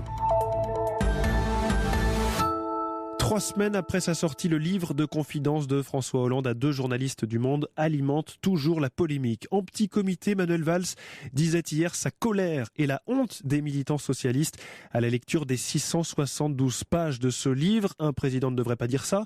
François Hollande a répondu aujourd'hui à son Premier ministre. Chacun doit être à sa tâche. Moi je suis à la mienne, le Premier ministre aussi. Nous devons régler les grands sujets qui préoccupent les Français. Nous le voyons, la lutte contre le chômage, nous avons des premiers résultats. Nous le voyons avec la sécurité, elle est nécessaire. Nous avons répondu aux inquiétudes et à la colère des policiers. Et puis il y a aussi ces questions de réfugiés, de démantèlement du camp de Calais. Voilà les sujets. Et le reste sont des commentaires qui ne peuvent pas s'ajouter à des commentaires. Il y a trop à faire. C'est trop important de diriger le pays en ce moment et moi je n'ai pas d'autres préoccupations. François Hollande cet après-midi. Malgré tout, ce qu'on retiendra surtout de cette journée du chef de l'État, c'est son déplacement plus tôt dans la matinée, toujours dans le Maine-et-Loire, à Montreuil-Bellay, un ancien camp où des centaines de tziganes furent acheminés pendant la Seconde Guerre mondiale. François Hollande a reconnu la responsabilité de l'État français dans l'internement de ces populations nomades. Une cérémonie pour l'histoire et pour la mémoire. Maxence Lambrec, vous étiez sur place pour Europe 1. Plusieurs survivants étaient présents ce matin aux côtés du président. Oui, c'est avec les larmes aux yeux que Raymond Gurem a accueilli le chef de l'État tout à l'heure. Ce Français, tzigane, se souvient parfaitement des terribles conditions de son internement. Il n'avait alors qu'une vingtaine d'années. En plein hiver, dans les baraques, là, il n'y avait pas de feu. Il gelait à moins 25 degrés, en dessous de zéro. Il mourait de froid. Autour de lui, les vestiges ont quasiment disparu. Sur cette plaine, il ne reste qu'un cachot à moitié enterré. François Hollande l'a visité avant de prononcer ces quelques phrases si capitales. Ce jour est venu et il fallait que cette vérité fût dite au plus haut niveau de l'État.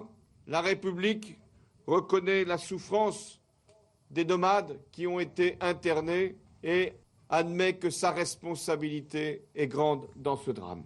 Applaudissements chargés d'émotion. Le président le sait, c'est en évoquant ainsi l'histoire, le devoir de mémoire qu'il peut encore rassembler et être entendu. Reportage de Maxence Lambrec à Montreuil-Bellay pour Europe 1. L'Espagne a enfin un nouveau chef de gouvernement. Cette fois, ça y est, le conservateur Mariano Rajoy a obtenu le vote de confiance des députés. Il reprend donc les rênes du pays après presque 1 an de paralysie politique. On reste en Espagne avec cette histoire invraisemblable. Un frère et une sœur de 15 et 17 ans ont été libérés par les forces de l'ordre espagnoles après 7 ans de séquestration. C'est leur mère qui les gardait enfermés. Les 2 adolescents n'avaient pas accès à Internet ou au téléphone. Ils n'allaient pas non plus à l'école. La jeune fille, l'aînée, a finalement pu donner l'alerte lors d'un moment d'inattention de sa mère. Cette dernière a été interpellée ainsi que son concubin. En Islande, on attend toujours les résultats des élections législatives qui se tenaient aujourd'hui et qui pourraient amener au pouvoir le parti Pirate, une formation politique qui promet une nouvelle constitution, une utilisation plus responsable des ressources naturelles ou encore la gratuité des soins pour tout le monde. Les États-Unis craignent pour la sécurité de leurs ressortissants en Turquie. Les familles de personnel du consulat américain à Istanbul doivent être évacuées. L'ordre a été donné ce soir par Washington. À Échirolles, près de Grenoble, une intervention de la police a tourné au drame hier soir. Un homme de 51 ans a été abattu dans son jardin par 5 policiers. Ils ont été placés hier soir en garde à vue. Garde à vue levée en début d'après-midi. Salomé Legrand, que sait-on précisément des circonstances de cette intervention ? Eh bien François, les policiers ont été appelés un peu avant 20h par un homme qui raconte que son voisin l'a menacé avec une arme de poing. Équipés de boucliers, les policiers s'avancent en 2 colonnes vers le pavillon. Dans son jardin, l'homme semble excité, disent-ils. Il brandit une machette. Les policiers le mettent en joue et lui demandent de la déposer à terre. Le quinquagénaire s'exécute, mais immédiatement il sort un pistolet qu'il pointe vers les agents. Il est alors abattu. Sur place, les enquêteurs ont bien retrouvé un pistolet d'alarme inoffensif. Mais selon maître Arnaud Lévy-Soussan, l'avocat des 5 policiers, la légitime défense ne fait aucun doute.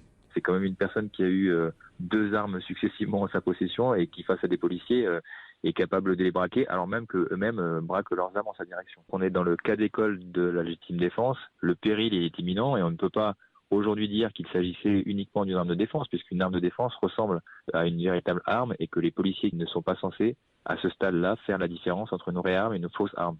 L'enquête pour homicide volontaire se poursuit. Le procureur a demandé des expertises balistiques une autopsie et des analyses toxicologiques de la victime dont il faut encore dresser le profil. Ce soir, on sait seulement que ce quinquagénaire était père de famille et carrossier dans les transports en commun grenoblois. Les précisions de Salomé Legrand pour Europe 1. Autre incident, ça s'est passé la nuit dernière en Nouvelle-Calédonie. Un gendarme a tué par balle un homme de 23 ans qui conduisait un fourgon sans s'arrêter à un contrôle. Il s'agit là de légitime défense, selon le procureur de la République de Nouméa. Et puis la colère des policiers ne faiblit pas. Une nouvelle manifestation cet après-midi a réuni environ 400 personnes dans les rues de Toulouse. Des policiers donc, leurs familles, mais aussi des pompiers avec leurs véhicules, toutes sirènes hurlantes. Des pompiers qui réclament plus de sécurité lors de leurs interventions. Vous écoutez Europe 1 et pour l'instant il est bien minuit 6. Le passage à l'heure d'hiver c'est cette nuit. Il faudra retarder sa montre d'une heure, ce qui nous permet de dormir un peu plus. Alors ça c'est le bon côté des choses. Le mauvais côté c'est pour ceux qui travaillent de nuit et qui vont donc trimer une heure de plus. Un vrai casse-tête d'ailleurs dans certaines professions, notamment la santé, comme en témoigne cette infirmière Chloé qui travaille en réanimation à l'hôpital Bichat à Paris, au micro de Caroline Philippe. On va avoir un antibiotique à donner toutes les 4 heures par exemple. Donc on va le donner à minuit et à 4 heures. On ne sait pas vraiment quelle heure il sera, donc on ne sait pas vraiment quand est-ce qu'il faudra le donner tout simplement. Donc on va faire un petit peu à l'appréciation de chacun ou peut-être discuter avec les médecins aussi et qu'il n'y ait pas de surdosage surtout. Je préfère que ça soit donné un petit peu après qu'un petit peu avant. Je vais travailler de 19h à 7h comme toutes les nuits, sauf que là du coup il y aura 1 heure en plus. On n'est pas payé 1 heure de plus pour cette heure supplémentaire. C'est pour ça qu'on essaie d'ailleurs de s'arranger avec les collègues. Je pense qu'à partir du moment où elle n'est pas payée, elle n'est pas récupérable non plus. On sera fatigué, mais bon, c'est comme ça. Voilà, vous avez retenu la leçon à 3h, il sera de nouveau 2h. La page des sports, Joe-Wilfried Tsonga est en finale du tournoi de tennis de Vienne en Autriche. Le Français a battu le Croate Ivo Karlovic en 3-7, 5-7, 7-5, 7-6. Tsonga affrontera le Britannique Andy Murray en finale. En rugby, 9e journée de top 14, victoire du Racing 92 face à Bayonne, victoire de Toulouse face à Pau. Toulon a gagné à domicile face à Grenoble. Le Stade français s'est imposé sur son terrain face à Lyon et Montpellier a gagné d'un petit point 12-11 face à La Rochelle. En football, match nul, 1-1 entre Saint-Etienne et Monaco. Monaco reprend donc la 2e place du classement de Ligue 1 à 23 points derrière le leader Nice qui a un match en moins. Réaction satisfaite de Valère Germain, attaquant de l'AS Monaco. On a marqué tôt dans ce match, mais on a continué à jouer. On a eu plusieurs situations, on va dire. Il n'y a pas eu de grosses occasions à part 2-3 frappes, mais il y a eu pas mal de situations qu'on n'a pas trop bien gérées. Malheureusement, il n'y a pas les 3 points ce soir et c'est ce qu'on retiendra. Donc voilà, il faudra gagner le prochain match à domicile contre Nancy. On pense qu'il y avait un match de faire beaucoup mieux. On a senti que quand on jouait, on les mettait en difficulté. Voilà, c'est dommage parce qu'on a gâché pas mal de situations où, dans la dernière passe où on voulait rajouter un dribble de trop. Donc voilà, on repart avec quelques regrets, mais on est satisfait quand même de notre prestation. Valère Germain au micro de Yann Rickel pour Europe 1. Les autres matchs de la soirée, victoire de Nancy sur Caen 2-0, 1-0 pour Guingamp face à Angers, 0-0 entre Bastia et Dijon, 2-2 entre Lorient et Montpellier. Cet après-midi, Lyon avait battu Toulouse 2-1. La météo avec vous Valérie Darmon, vous pouvez enfin nous dire que le brouillard va se lever demain, expliquez-nous. Jusqu'à maintenant, comme l'anticyclone plaquait les nuages au sol, créant de la condensation, on est resté assez évasif sur l'évolution des brouillards. Vont-ils se lever et à quel moment de la journée ? Eh bien demain, l'évolution est plus favorable partout, sauf en Val-de-Saône, au retour du soleil après cette grisaille du matin. Si les nuages bas persistent, les éclaircies pourraient revenir très rapidement en début d'après-midi, sous une agréable douceur sur les 2 tiers nord de la France. Aujourd'hui, il a fallu patienter davantage. Les températures de leur côté vont rester douces, avec pas ou peu de gelée le matin et des températures toujours au-dessus des normales de saison l'après-midi. Merci Valérie Darmon. Vous êtes bien sur Europe 1. Il est minuit, bientôt 10 minutes. Restez avec nous. Nous sommes toujours avec Caroline Veil, la libre antenne.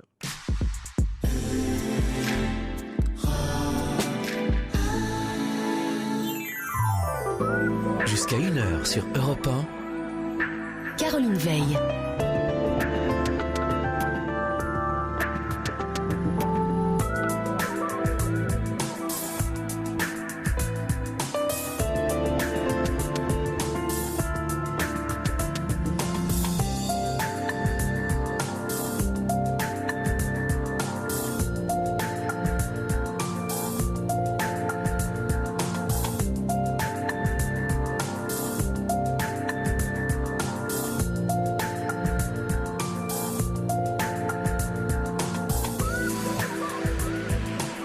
Voilà, libre antenne toujours et toujours le 39-21. Nous reprenons le cours de notre conversation.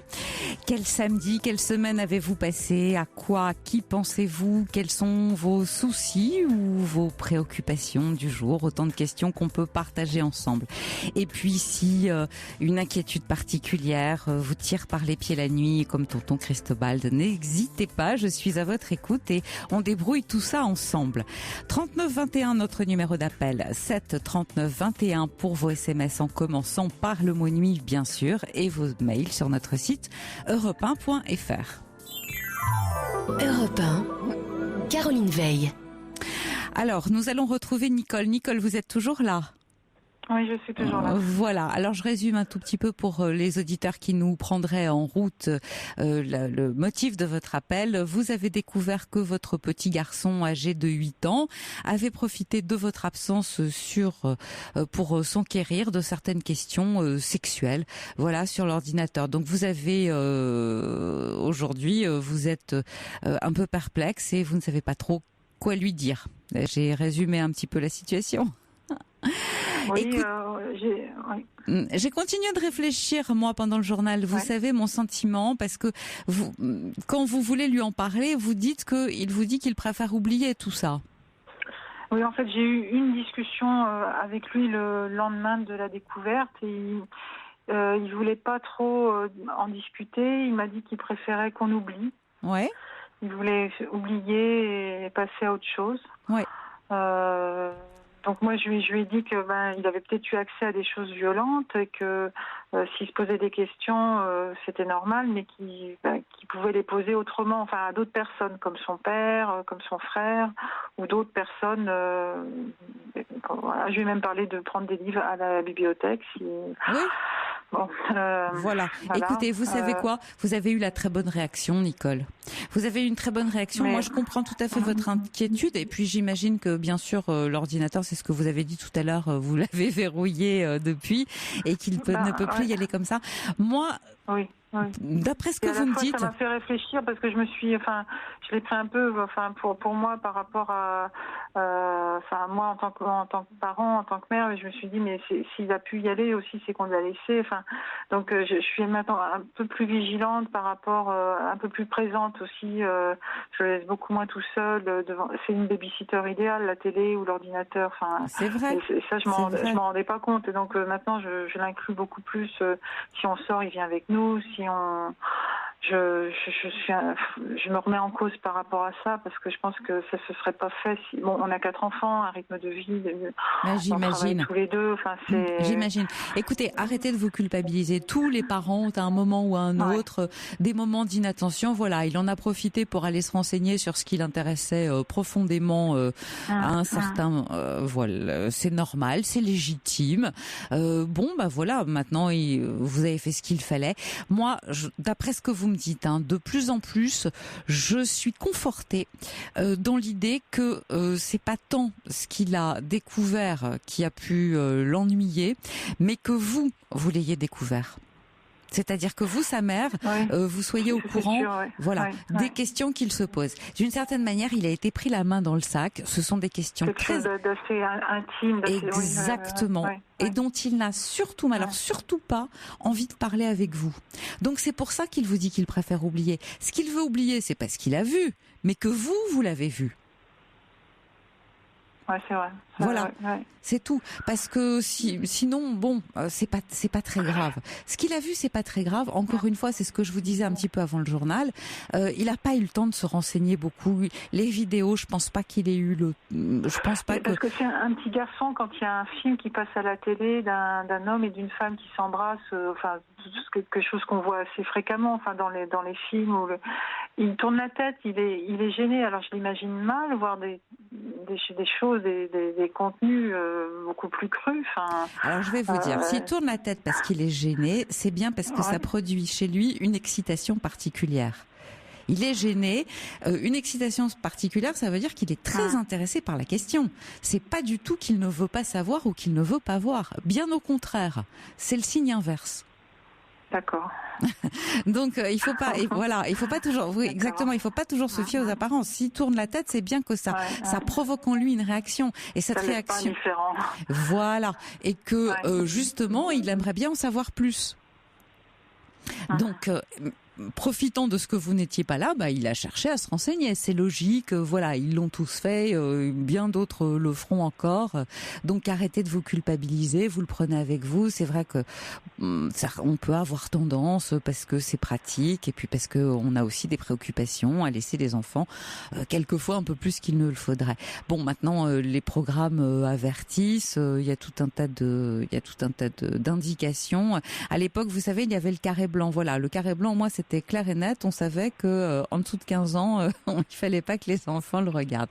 Aujourd'hui, bon, ne dramatisez pas. C'est le conseil de Monica, d'ailleurs. Elle a raison. Ne dramatisez pas, parce que encore une fois, c'est pas ce qu'il a vu qui le gêne. C'est que vous le sachiez. D'accord, c'est vrai que j'y avais pas pensé à ça, et ça me rassure. Mais oui, c'est tout. Voilà. Alors effectivement, et vous avez eu la très bonne réaction d'aller lui dire que s'il se posait des questions, surtout lui dire que c'est normal qu'il se les pose, et que tout le monde se les pose, voilà, et que tout le monde est passé par là. Donc vous comprenez, mais puisqu'il ne veut pas en parler, eh bien c'est d'accord, on n'en parlera plus, sauf s'il en éprouve le désir. C'est tout. Oui, depuis j'ai pas abordé la question, c'est pas la j'ai peine. juste demandé s'il dormait bien. Enfin, voilà. Ah oui, il dort très bien. Ouais. Oui, non, enfin, bon, je me disais peut-être. En tout cas, il donne aucun signe de. Mais bien sûr. Simplement maintenant. Depuis. Oui, il va faire attention à ce que vous ne le sachiez pas. Et puis c'est vrai que il a certainement à l'école tout un tas de copains qui peuvent le renseigner sur la question et qui l'intéressent. Alors là, par contre, j'attire votre attention là-dessus hautement. Mais c'est très, enfin, j'ai 4 enfants, mais je continue de m'étonner enfin, ils sont extraordinaires, parce que dans le même temps, là, on commence à parler de Noël, et ils persistent à vouloir nous faire croire qu'ils croient au Père Noël, que, enfin, il est à la fois là-dedans, et puis à aller se renseigner sur des choses. Comme il l'a fait, enfin c'est. Oui, alors attendez, ça c'est tout le paradoxe. Russes, hein. Non, c'est tout le paradoxe des enfants. Vous savez bien qu'à 8 ans, très certainement, il ne croit ni au Père Noël, ni à la petite souris.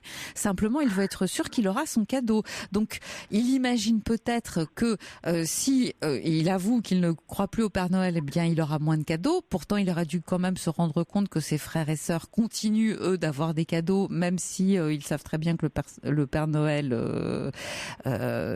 est un vrai conte de fées.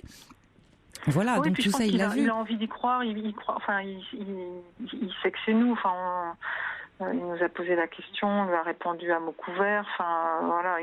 Non, mais il le sait. Mais il est dans le mythe un petit peu. C'est une jolie histoire, donc il veut continuer à y croire. Oui, mais moi je crois qu'en fait, il a surtout peur de ne pas avoir ses cadeaux. Oui, ça peut être ça aussi, ouais. Et puis, mais vous savez, c'est sexué un enfant. Il faut pas se tromper là-dessus, c'est sexué. D'ailleurs, vous l'avez bien remarqué, ne serait-ce qu'à 3 ou 4 ans, il a très certainement pleuré la nuit, cherché à arriver dans votre lit à tous les deux, se mettre au milieu de préférence, non ? Comme tous les enfants du monde. Oui, Non, pas de souvenir particulier là-dessus ? Non, pas trop. Bon, non, vous l'avez bien remarqué certainement de la part d'au moins un de ses frères ou de sa sœur. Oui. Non ? J'ai pas trop de souvenirs par rapport à ça, non. Ah bah, écoutez, on a été assez vigilants à ce que les enfants ne viennent pas trop nous... Oui, non mais attention. Non mais que vous les ayez raccompagnés les uns derrière les autres, ça je n'en doute pas une seconde. Mais ce qui est sûr, c'est qu'ils ont dû essayer. Ah oui, c'est vrai. Oui, quand il était ou malade ou qu'il n'arrivait pas à dormir. Oui, c'est vrai. Maintenant, voilà. Vous le dites, oui. Bon, c'est tout. Ils essayent tous. Mais oui, mais ça, c'est tout simplement pour se mettre au milieu de papa et maman, être le mari de maman éventuellement ou la femme de papa quand on est la fille, et puis de préférence se mettre au milieu pour être sûr que les deux parents n'ont aucune relation entre eux. C'est sexué, un enfant. Il faut surtout pas s'imaginer qu'ils ne le sont pas. Donc tout ce qui a trait à l'ordre de la sexualité les intéresse au plus haut point. Il faut pas se leurrer là-dessus. Alors bon, il a cherché à savoir et il s'est fait prendre et il est bien embêté. Et oui, il préférerait que vous oubliez qu'il a cherché à se renseigner. Toute la question est là. Vous savez, il n'y a pas mort d'homme. Parce que au cas où, il ait eu accès à des contenus plus violents, ou qu'il ait pris le temps de les regarder, est-ce que ça peut avoir des conséquences pas dramatiques tout de suite. Sur son non, écoutez, d'abord je vais vous dire, vous n'avez qu'à attendre. Vous n'avez qu'à attendre parce que s'il a vu des choses particulières qui l'ont gêné, il va vous en parler. Il va vous en parler ou il va en parler à ses frères et sœurs ou vous allez vous en rendre compte parce que inopinément il va poser une question au départ un peu innocente qui va vous renseigner vous sur la teneur de ce qu'il a pu voir. Mais moi je persiste à vous dire que en fait il a dû perdre beaucoup de temps à essayer de faire ses recherches. Il n'a pas dû voir grand chose à part peut-être certaines images qu'il n'a certainement pas comprises. Si vous voulez mon avis. Il n'a pas dû comprendre tout ce qu'il voyait. Vous pouvez lui dire que bien entendu... mais moi j'éviterais de lui en reparler. J'éviterais de lui en reparler. J'ai pas parce que ça va le gêner. Ça va le gêner. Il est très gêné et de toute évidence, il ne veut pas du tout en parler avec vous. Vous n'êtes pas la bonne personne pour ça. Oui, d'accord. Voilà. La moins bien placée même. Oui, c'est ça. Oui, vous êtes sa mère, donc vous êtes une femme. Et il n'a pas du tout envie que vous le sachiez. Voilà Nicole, j'espère vous avoir un petit peu rassurée. Oui, non, ça va mieux. Ça va mieux, je vous remercie. Puis je remercie Monica et Corentin aussi pour son accueil. Mais merci à vous. Merci à vous en tout cas de votre confiance. Mais surtout dédramatiser parce que je vous dis, s'il y a eu des images fortes qui l'ont choqué, il va en parler ou il va en parler peut-être à son père. En tout cas, il va aller voir ses frères. Il va aller voir ses frères ou sœurs ou peut-être qu'il va se renseigner auprès de ses copains à l'école qui vont l'éclairer sur le sujet. Croyez-moi, ils sont toujours très très bien informés et beaucoup plus tôt que ce qu'on imagine.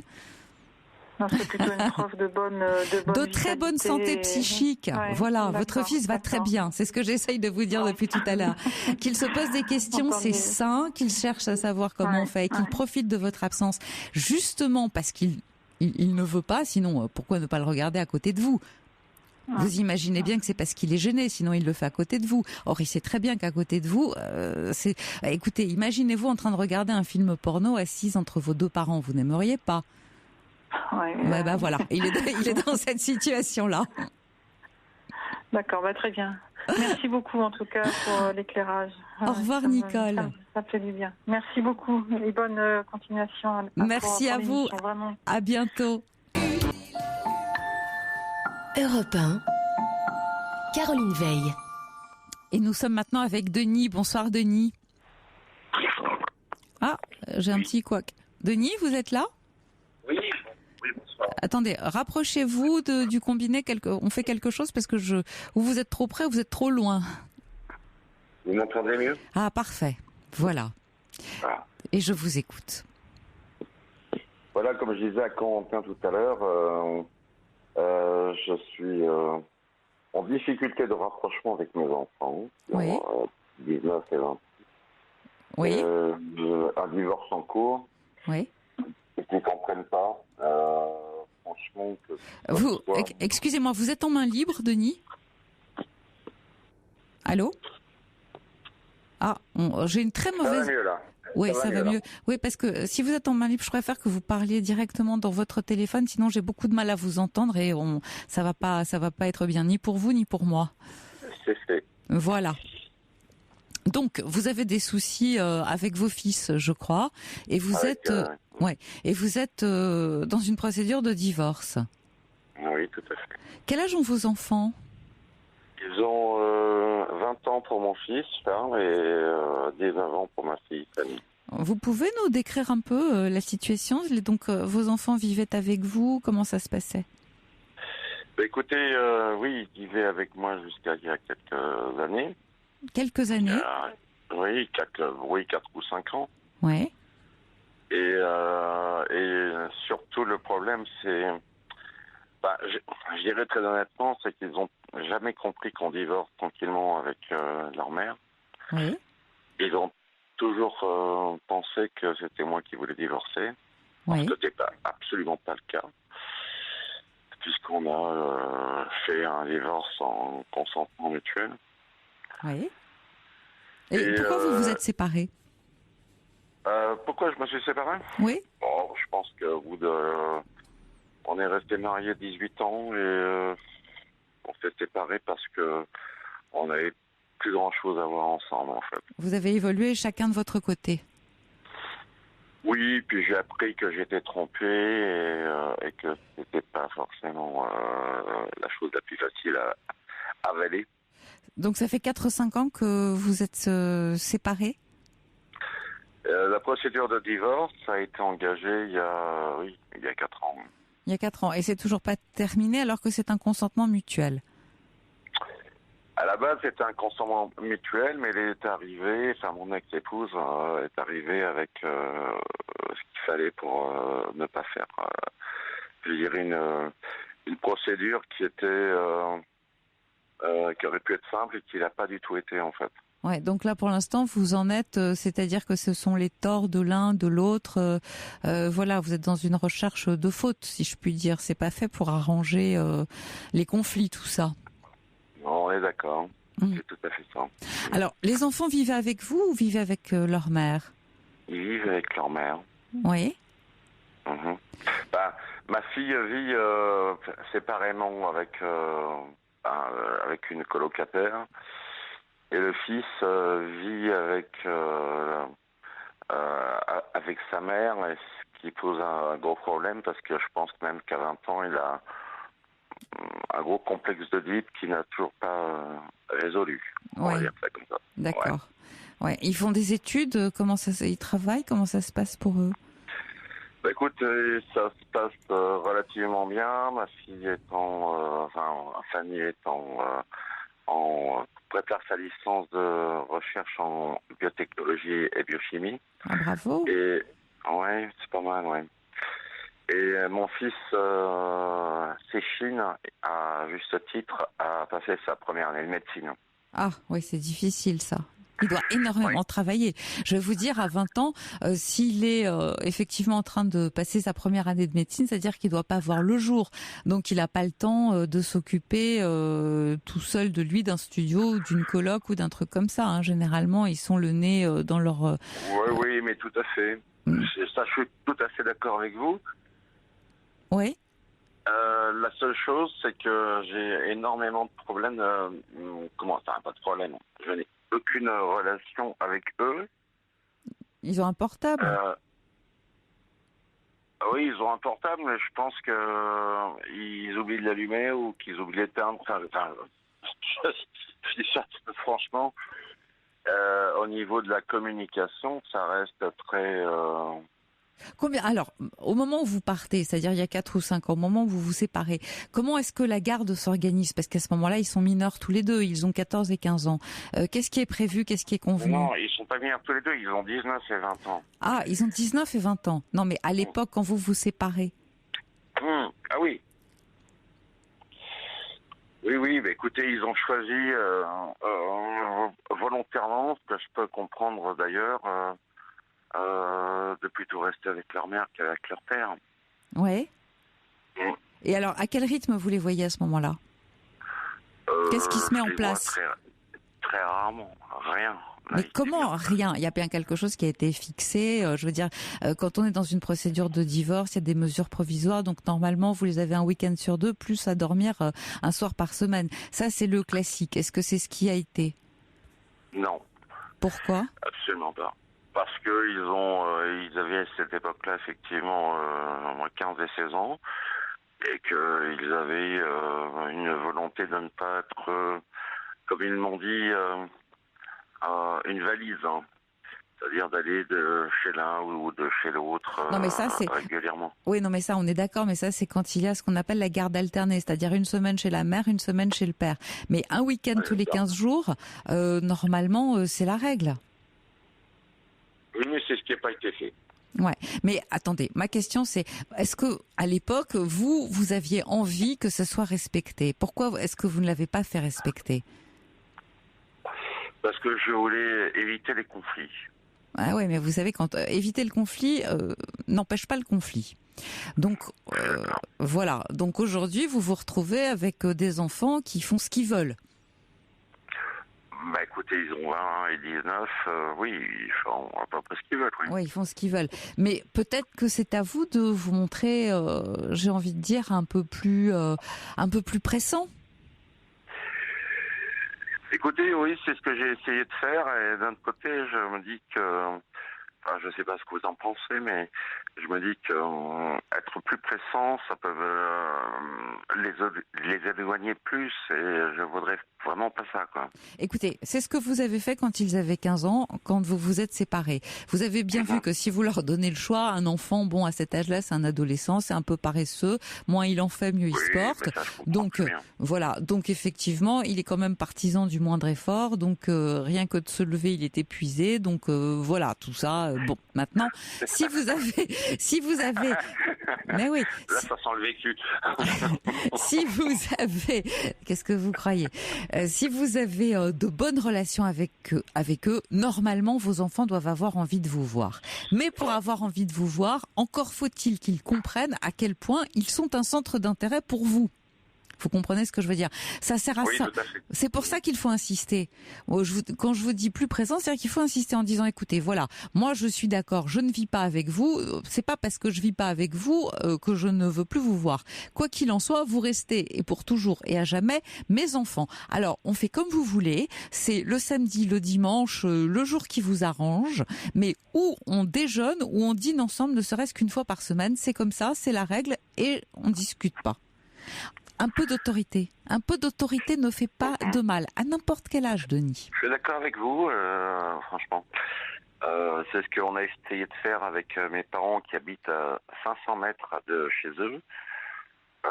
C'est ce que j'ai fait moi aussi avec les moyens dont je disposais. Et puis souvent on se prend des lapins. Voilà. Non mais attention, il s'agit de voir vos enfants seuls, pas forcément avec vos parents. Oui, ça, je suis d'accord avec vous. Parce que si vous voulez, l'ambiance familiale, paternelle, avec un P majuscule, fait que ils peuvent avoir le sentiment, surtout si vous êtes en conflit avec votre ex-femme, que vous voyez, ils sont pris dans un conflit de loyauté où ils ont peur d'être infidèles à leur mère en vous voyant vous, avec vos parents, tout ça il doit y avoir des reproches sous-jacents, des non-dits, etc., des allusions, et je crois que ils veulent éviter ça. Par contre, vous voir vous tout seul, à mon avis, il ne doit pas y avoir trop de problèmes. Bah écoutez, j'aimerais bien, mais c'est pas vraiment le cas. Il faut insister. Là, professionnellement, je me suis déplacé en province. Et pour vous dire très honnêtement, ça fait plus d'un mois que je les appelle au téléphone. Non mais c'est honteux. Ne serait-ce qu'un coup de fil, quoi. Oui, mais vous les appelez? Oui. Et alors? Régulièrement. Bah écoutez, que ce soit moi qui les appelle ou que ce soit n'importe qui d'autre, que ce soit par SMS ou par coup de téléphone, c'est troublant à chaque fois. Qui paye le forfait? C'est moi. Ben voilà, vous avez la solution. Non mais attendez, être insistant, ça passe aussi par là, à partir d'un certain moment. Oui, non mais je comprends, mais je veux pas non plus me couper complètement parce que moi la prochaine étape, c'est malheureusement le fait de prendre acte de leur comportement.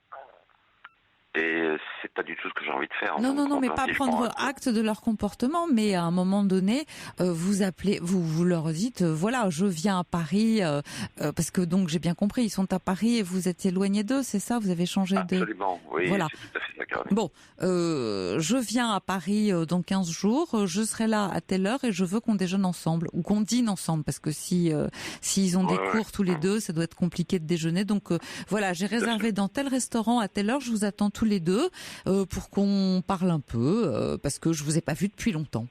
Voilà. C'est effectivement une démarche que j'ai déjà entreprise, sans aucun problème. Oui. En général, vous mettez et je n'admettrai pas de lapin. Voilà, dans le petit message que vous leur adressez à l'un et à l'autre, et je n'admettrai pas de lapin. Voilà. Donc, il y aura pas de lapin. ou en tout cas, et merci de me confirmer. Voilà, détaillez le message, hein. Détaillez le SMS. Et si j'ai un lapin, je gère comment? Parce que c'est ça. Si j'ai un lapin, je suis désolée, je comprends que vous ayez du mal avec votre téléphone. Voilà, j'ai plus envie de payer le forfait. Vous n'avez pas envie de me voir, moi j'ai plus envie de payer le forfait. On y va, à un moment donné, ça fait le 3e rendez-vous que je vous fixe. Vous voyez, un truc comme ça, être un peu plus incisif. Non mais il faut y aller. À un moment donné, je vais vous dire, poser un lapin, ça veut dire que, ils vous ont pas prévenu. En plus de ne pas vous voir, ils ne vous ont pas prévenu. Alors moi, je veux bien qu'ils soient en conflit avec vous. On peut admettre que par certains moments, ils soient aussi pris dans un conflit de loyauté avec leur mère et qu'ils aient des réticences et que peut-être ils puissent aussi vous en vouloir, etc. En revanche, ce qui n'est pas admissible, c'est qu'il vous manque de respect. Et là, ça va pas. Ah oui, nous sommes d'accord. C'est exactement le... Là, ça va pas. C'est tout. Le problème, c'est vraiment ça. Voilà, parce que vous savez comment c'est, les gens qu'on aime le plus, par moment, on peut plus les supporter, on peut plus les voir. Là, je parle des parents. Très souvent, les adolescents ou les jeunes adultes passent par ce chemin-là. C'est tout à fait normal, c'est légitime, et je dirais même que c'est signe d'assez bonne santé psychique. En revanche, le respect, c'est pas admissible. Parce qu'ils font tous les deux des études, donc ils savent être à l'heure, ils savent aller en cours, ils savent présenter des TD, etc., etc. Donc la politesse, tout ça, ils connaissent. Ils connaissent, et puis j'imagine que malgré tout, vous avez dû tout de même leur inculquer certaines règles. Absolument, donc, vous avez raison. Bon. Ils sont dans la transgression quand ils ne le font pas. Et il n'y a pas de raison de tolérer cette transgression. C'est ça le message que j'essaye de vous faire passer, Denis.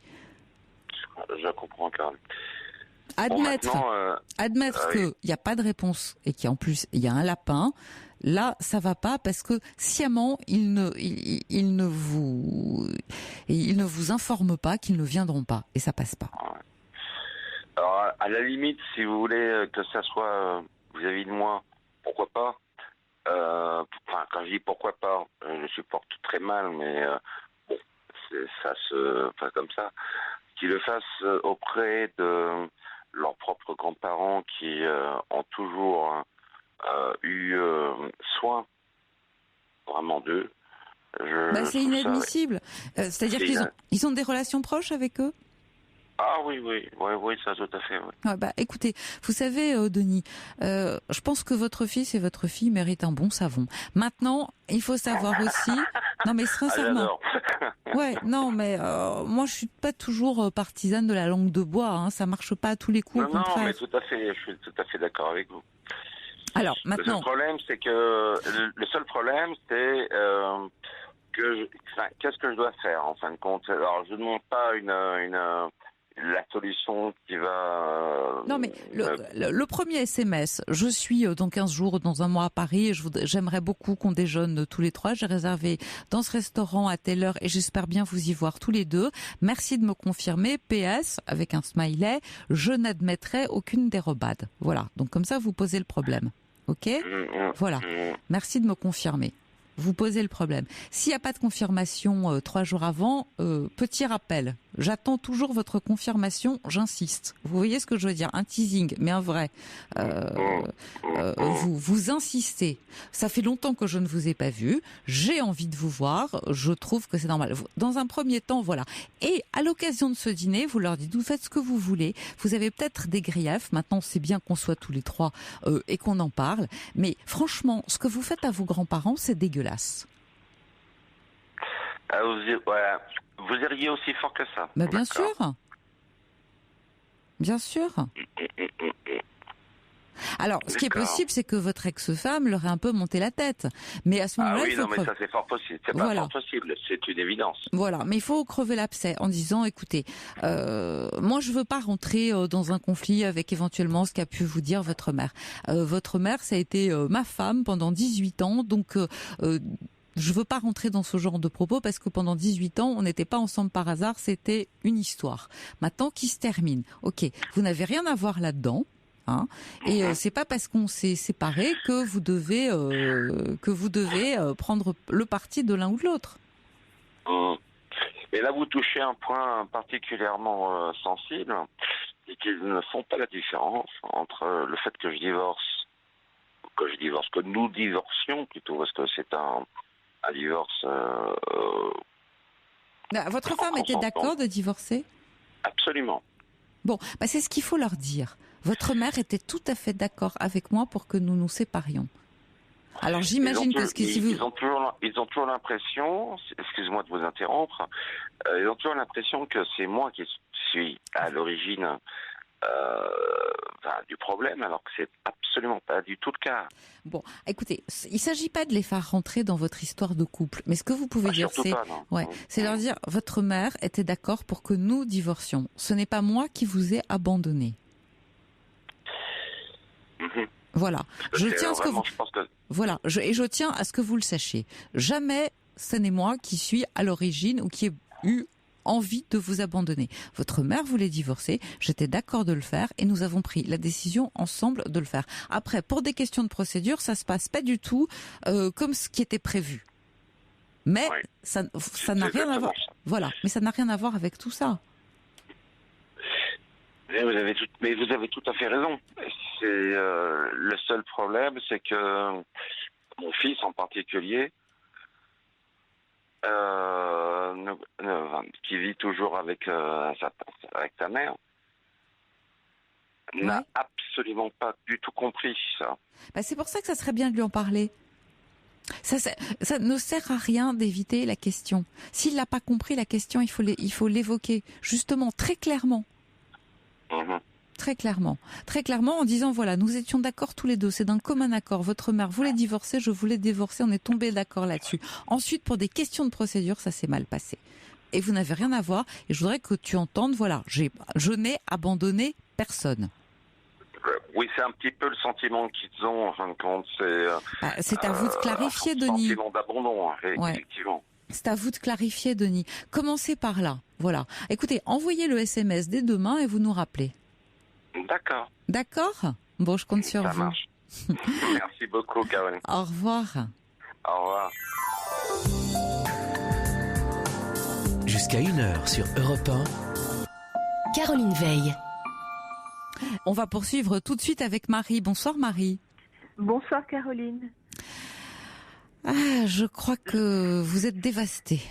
Vous nous dites je suis dévastée. Excusez-moi, je vais vite éteindre la télé, la radio. Parce que c'est mieux, sinon j'ai un écho. Voilà, dévastée que je suis. Je suis dévastée. Alors déjà, je voulais vous remercier quand même malgré tout de me prendre à l'antenne.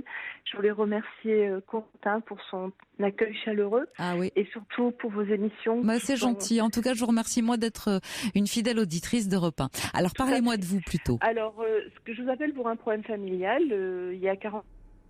Ah, je vous ai perdu. Marie, allô ? Au secours. Marie, je ne vous ai plus. Choix, puisque ça fait 35 ans que ça dure, c'est-à-dire, elle me... Bon, une petite musique en attendant de retrouver Marie, la pauvre, qui attendait déjà depuis un moment. Et j'espère qu'on va la récupérer très vite. Encore Paris la nuit, encore la fille partie, les amours chrysanthèmes, les chanteurs sont tous les mêmes. Encore le son de Reiter qui se recoiffe et qui pleure. Vincent Delarme, les chanteurs sont tous les mêmes, mais nous allons retrouver Marie. Caroline, merci. Mais oui, vous avez disparu comme ça d'un coup. Donc je me suis fait du souci. Oui, l'émotion. Donc, on a été coupé. Vous disiez que vous aviez une dispute grave avec votre mère. Est-ce que vous pouvez nous résumer la situation ? J'ai rompu définitivement avec ma mère. On ne rompt pas avec sa mère. On ne rompt pas. Parce que je suis sûre que là, il n'y a pas de retour possible. Ça fait 35 ans, en fait, qu'elle a, depuis que j'ai 15 ans, donc j'en ai 52 actuellement, qu'elle a une attitude envers moi extrêmement violente verbalement. Elle me dénigre, elle m'humilie. De quelle manière ? Déjà, elle me dit que j'ai une vie lamentable. Que j'ai raté ma vie, que je suis dépassée par les événements, par mes enfants, par mes obligations professionnelles, que j'ai des problèmes psychologiques et je devrais aller en cure et que je traîne avec des détritus et que je suis une allumeuse. Bon, ça, c'est juste la routine. Mais attendez, je voudrais savoir pourquoi est-ce que vous l'avez tolérée si longtemps ? Je l'ai toléré si longtemps parce que je suis partie à l'étranger, je me suis enfuie. Avec la distance, j'ai rejoint un pays et une profession que je voulais absolument exercer. J'ai trouvé un équilibre, une nouvelle patrie et j'ai fondé un foyer. Je me suis mariée, j'ai eu des enfants et c'était douloureux, mais c'était plus loin. Ouais. Et puis malheureusement, la vie fait que, pour des raisons privées qui n'en sont plus, je suis revenue dans la ville où elle habite et j'ai divorcé. Et je pensais que, bon, elle était effectivement pas une très bonne mère, même très mauvaise, mais qu'elle aurait pu peut-être devenir une bonne grand-mère. Ouais. J'ai donc présenté mes enfants à ma mère et puis elle a agi exactement de la même façon. Elle m'a dit, si tu t'en sors pas, il y a qu'à les foutre à la DAS. Non mais ça va pas. Devant mes enfants qui s'en souviennent, notamment l'aîné, et qui m'a toujours dit qu'il ne comprenait pas pourquoi je retournais toujours vers elle. Bah oui, et d'ailleurs c'est la question que je me pose, pourquoi est-ce que vous retournez toujours vers elle ? Parce que je suis arrivée à faire le deuil de mon père avant qu'il décède parce qu'il agissait de la même façon avec moi. Mais si pourquoi vous est-ce voulez, qu'on agit comme ça avec vous ? C'est la question que je me pose. Vous avez 2 parents parfaits, particulièrement malveillants, mal intentionnés. Oui. Qu'est-ce qui s'est passé ? À 15 ans, 17 ans, ils m'ont foutu à la porte. Depuis, je me suis toujours débrouillée. Et si vous voulez, ce qui fait que j'ai accepté, c'est que j'avais toujours l'espoir. Étant donné que c'est ma seule famille, j'ai 2 enfants, mais sinon, d'origine, il n'y a plus qu'elle et ma sœur avec laquelle je n'ai pas de relation, puisqu'elle a tout fait pour qu'on n'ait pas de relation. Elle est d'origine étrangère, donc toute sa famille est à l'étranger. Et du côté de mon père, soit ils sont tous décédés, soit ils ont rompu les ponts avec nous. Donc si vous voulez, autant j'ai pu accepter tout le fait qu'il y ait le grand vide autour, mais c'est vrai qu'en tant que mère qui m'a mise au monde, j'ai quand même des souvenirs heureux jusqu'à l'âge de 15 ans. Jusqu'à l'âge de 15 ans. Alors qu'est-ce qui se passe à 15 ans ? C'est ça que j'ai du mal à comprendre. À 15 ans, je deviens une jeune fille et ça lui est insupportable. Ah. Elle me traitait de prostituée, d'allumeuse, alors que j'étais très sage. Hein. Ouais, elle voulait être la seule femme dans la maison ? Aussi, et puis elle avait un problème avec la féminité, c'est-à-dire après j'ai su plus tard que mon père et elle n'avaient pas de relation intime depuis longtemps parce que mon père avait des soucis. Et je crois que c'est à ce moment-là que je suis devenue adolescente. Vous êtes devenue une femme, c'est-à-dire que vous aviez avoir le droit de vivre la vie qu'elle n'avait pas. Exactement, surtout qu'elle avait quand même rencontré quelqu'un à côté dont elle était tombée amoureuse. Donc elle avait eu une passion dont je me souviens juste avant justement que je devienne, juste avant mes 15 ans. Et mon père l'a su et il a tenté de se jeter par la fenêtre et j'étais dans ma chambre et j'avais 12 ans et demi, j'ai vu ça et c'est ma grand-mère maternelle qui l'a sauvée, qui l'a retenue. Et moi j'étais pétrifiée parce que je savais pourquoi il faisait ça, parce qu'elle avait dit qu'elle partirait avec cet homme. Et puis elle ne l'a jamais fait, du coup. Ouais. Et elle n'a pas pu donc être heureuse. Puis elle n'a pas forcément été très heureuse avec mon père non plus. Et donc je pense que quand moi j'ai... Donc en fait elle vous jette à la figure sa vie de femme. Oui, et puis pas que ça. Si vous voulez, tout son vécu traumatique d'avant, de la guerre, c'est un enfant de la guerre et de sa déportation. Et moi j'ai vécu tous les soirs... Elle a été déportée ? Pas déportée au sens dans les camps, mais déportée dans le sens qu'elle était dans un pays qui maintenant est un autre pays. Et comme c'était un pays vaincu, les Alliés les ont déportés vers d'autres régions, sans vouloir nommer trop. Et si vous voulez, elle a connu des choses assez dures à l'âge de 10 ans. Et donc elle était déracinée une fois, puis 2 fois lorsqu'elle a quitté son pays d'origine. Et surtout, il faut savoir qu'elle a quitté son pays d'origine parce qu'elle était amoureuse d'un homme marié dans les années 60 qui ne se décidait pas pour elle. Et donc elle a fui son pays pour venir au soleil. Et elle a rencontré mon père, et je ne sais pas toujours pas pourquoi ils se sont mariés. Si, à cause de moi, elle m'a dit. Malheureusement, elle a dit que j'étais une erreur et que c'était à cause de moi. Oh là là, mais vous vous rendez compte de ce passé traumatique. Donc aujourd'hui, seulement il fait jour, et au bout de 35 ans, vous osez enfin lui dire ce que vous avez sur le cœur depuis toutes ces années ? Oui, parce que comme mon père est décédé et qu'elle est malvoyante et handicapée, qu'elle a 83 ans et que c'est ma seule famille, autant je suis arrivée à me séparer de tout le monde et j'ai pas de problème avec ça. Autant comme j'avais ces 15 premières années où je me rappelais qu'elle était quand même présente et même très bien avant que je devienne une femme. Et que j'ai des problèmes de racines puisque elle-même et moi je suis binationale et j'ai vécu à l'étranger, n'ayant pas, si vous voulez, de compagnon, j'arrive pas à faire le deuil de cette relation parce que je me dis, d'abord elle est toujours en vie et deuxièmement... Oui, mais si cette relation est toxique à ce point-là... Oui, tout à fait, ça j'en suis consciente. Mais ce qui m'a le plus frustrée, ce pourquoi je suis dévastée, c'est qu'elle m'a raccroché au nez une fois qu'elle m'a dit tout ce que je vous ai dit, et j'ai pas pu répondre. Donc l'après-midi, c'était à midi, il n'y a aucune raison, je l'appelais juste pour lui dire bonjour. Donc elle vous dit, vous l'appelez, elle vous dit des horreurs, elle raccroche. Elle raccroche pour pas que je réponde. Ouais. Et à ce moment-là, je dois reprendre mon activité professionnelle, donc je le fais. Puis à 19h, je me dis non, c'est pas possible. À ton âge, c'est plus possible. C'était la goutte d'eau. Donc je rappelle, et là, j'ai pas eu de chance parce qu'il y avait ma sœur qui était présente sur son domicile, et ma mère a mis le haut-parleur. Et je lui ai dit, est-ce que tu te rends compte des termes que tu as utilisés? Parce que moi, je ne les accepte plus. Et là, elle a fait semblant de pleurer et elle a dit à ma sœur, tu vois comment elle me harcèle. Et elle l'a dit qu'elle ne l'avait jamais dit. Et ma sœur a pris sa défense et s'est interposée dans la communication. Ouais. Et donc, j'ai dit que j'avais des choses à dire. Ma sœur a dit, elle ne veut plus te parler. Et rebelote, elle me raccroche au nez. Donc là, moi... C'était où je débarquais là-bas, mais ça allait très mal se passer, parce que moi j'allais exploser. Ou je rappelais sur le portable pour laisser un message. Alors qu'est-ce que vous faites? J'ai préféré parce que j'avais peur de ma réaction, très franchement. Ouais. J'avais peur de ma réaction, j'avais envie de l'étrangler, excusez-moi du terme. Et donc j'ai opté pour le portable en me disant je dis ce que j'ai à dire, c'est dommage, je ne peux pas le dire en face. De toute façon, même si j'avais sonné aujourd'hui, j'ai essayé de sonner, elle ne répond pas, hein, donc je n'ai pas de porte ouverte.